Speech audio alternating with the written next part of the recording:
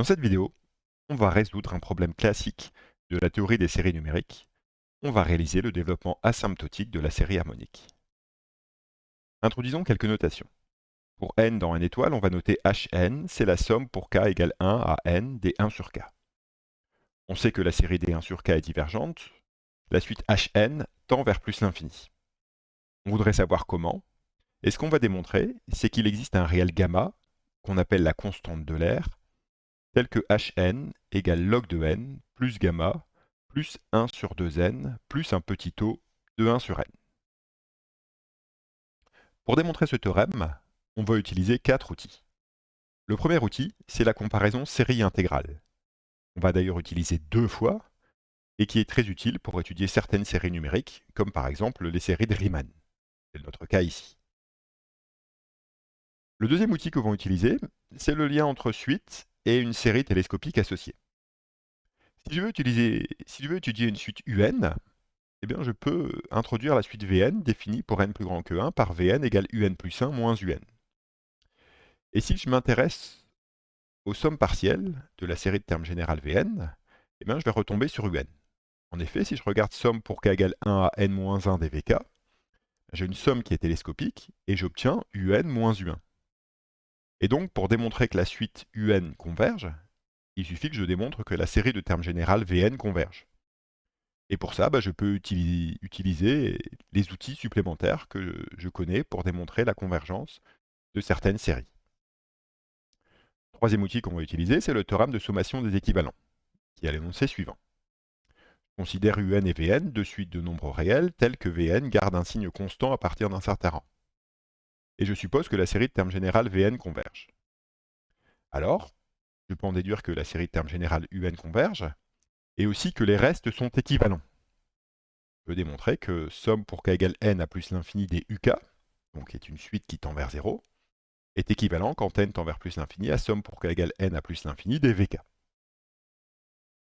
Et enfin, le dernier outil qu'on veut utiliser pour un petit peu pour tout ça, c'est le développement limité de la fonction logarithme. Alors c'est parti, on va commencer par trouver un équivalent de Hn. Et pour ça, on va utiliser la comparaison d'intégrale. Comme je sais que la fonction 1 sur x est décroissante sur 0 plus l'infini, eh bien ici, c'est assez clair géométriquement, hein, si je fixe k plus grand que 1, que l'aire de ce rectangle bleu ici, elle est supérieure ou égale à l'aire de la partie hachurée ici, l'aire sous la courbe, hein, rapidement. Et ça va me dire exactement, parce que l'aire de ce rectangle, eh bien c'est 1 fois 1 sur k. 1 sur k, c'est plus grand que l'aire sous la courbe, c'est-à-dire l'intégrale entre k et k plus 1 de dx sur x. Alors, je vais l'écrire analytiquement maintenant, cette propriété-là. Je fixe un entier k plus grand que 1. Je dis que la fonction inverse est décroissante sur 0 plus l'infini. Et donc, que pour tout x dans l'intervalle k, k plus 1, eh bien j'ai 1 sur x qui est plus petit que 1 sur k. J'intègre cette inégalité entre k et k plus 1. Et j'obtiens que l'intégrale entre k et k plus 1 de dx sur x, c'est plus petit que bien 1 sur k. Ici, j'intègre une constante sur un intervalle de longueur 1. Et ensuite, je vais sommer ces inégalités pour k allant de 1 jusque n, où n est un entier quelconque. Et donc, si je regarde le membre de gauche ici, j'ai intégrale entre 1 et 2, plus intégrale entre 2 et 3, plus etc., plus intégrale entre n et n plus 1 de dx sur x. Par la relation de Chasles, je vais récupérer intégrale entre 1 et n plus 1 de dx sur x.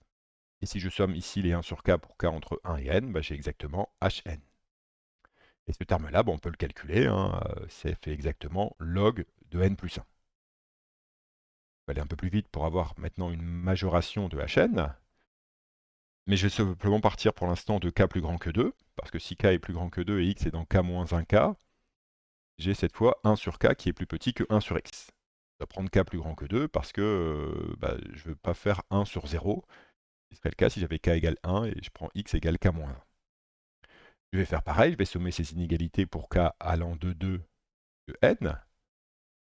Auparavant, j'intègre bien sûr. Donc, j'ai 1 sur k plus petit que l'intégrale entre k moins 1 et k de dx sur x. Je somme pour k allant de 2 n. Et j'obtiens ici, ce terme-là ici, bah, je vais avoir 1 demi, plus 1 tiers, plus etc., plus 1 sur n. Donc j'ai hn moins le premier terme, moins 1. Et ici, bah, si je regarde ce qui se passe pour k égale 2, bah, j'ai l'intégrale entre 1 et 2, j'ai l'intégrale entre 2 et 3, et la dernière, si je somme jusque n, j'ai l'intégrale entre n-1 et n. Et donc j'ai hn-1 qui est plus petit que l'intégrale entre 1 et n de dx sur x, ça fait log n.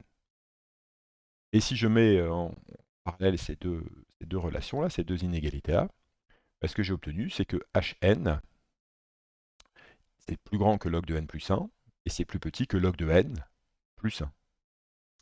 Et maintenant, puisque le quotient ici, log de n plus 1 sur log n tend vers 1, il faut le démontrer, mais c'est pas très compliqué, hein, il suffit de factoriser par n à l'intérieur du logarithme, on déduit que hn, c'est équivalent plus l'infini à log n. Deuxième étape maintenant, on va prouver l'existence de gamma, et donc pour n plus grand que 1, je vais poser un égale hn moins log n. Et ce que je veux démontrer, c'est que un admet une limite. Alors je vais faire comme je l'avais annoncé, je vais utiliser le lien entre suite et série télescopique, et je vais poser vn égale un plus 1 moins un. Et donc, pour n dans grand N, comme j'avais dit tout à l'heure, j'ai un moins un qui est égal à la somme pour k égale 1 à n-1 dvk. Bah, il suffit de prouver que la série de termes générales Vn converge. Alors pour prouver que la série de termes générales Vn converge, je vais étudier comment se comporte le terme général Vn. Et pour ça, je vais faire en fait un développement limité de ce terme général. Alors Vn, c'est hn plus 1 moins log n plus 1, moins, entre parenthèses, hn moins log n, c'est-à-dire moins hn plus log n. Quand je fais hn plus 1 moins hn, j'ai 1 sur n plus 1, c'est le seul terme qui reste. J'ai moins log n plus 1 plus log n ici qui reste. Je vais mettre tout dans un seul logarithme.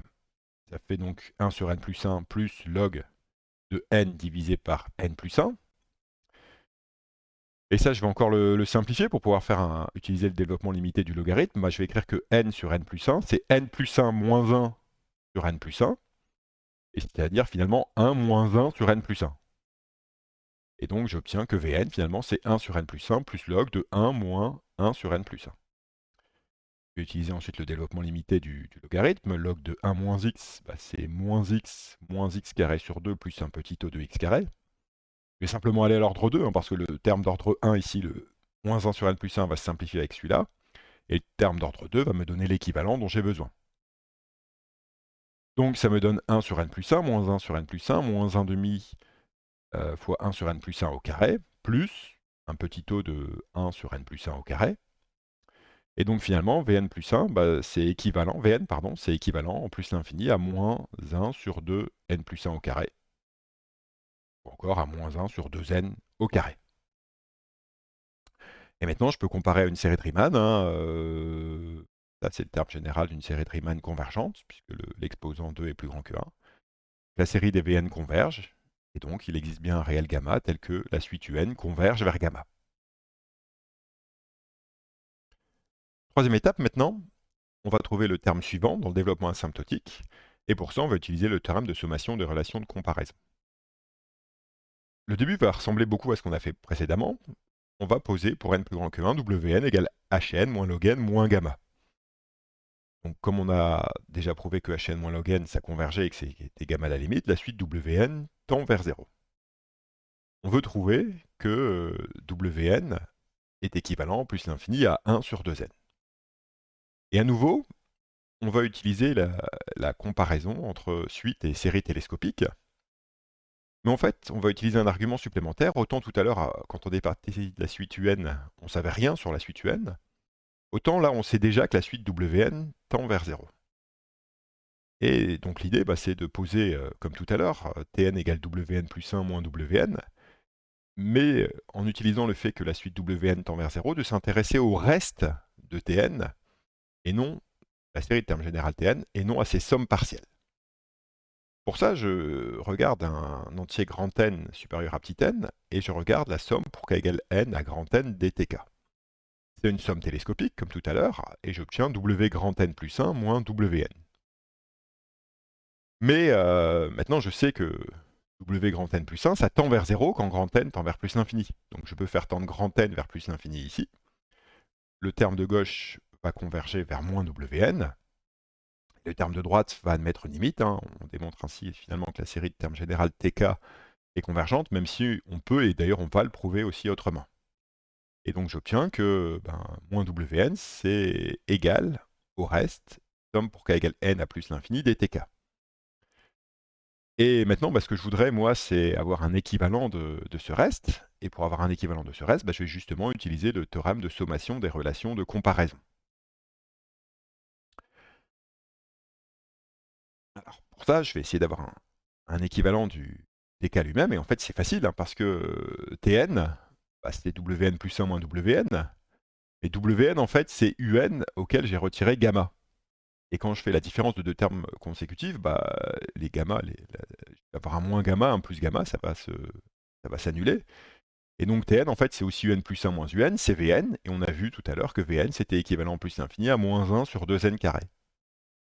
Et donc, par le théorème de sommation des relations de comparaison, je sais que la somme pour k égale n à plus l'infini des Tn est équivalent plus l'infini à moins la somme pour k égale n à plus l'infini des 1 sur 2k2. Bon, maintenant, il faut avoir un équivalent de ce reste ici. Et pour avoir un équivalent de ce reste, je vais utiliser à nouveau la comparaison une intégrale.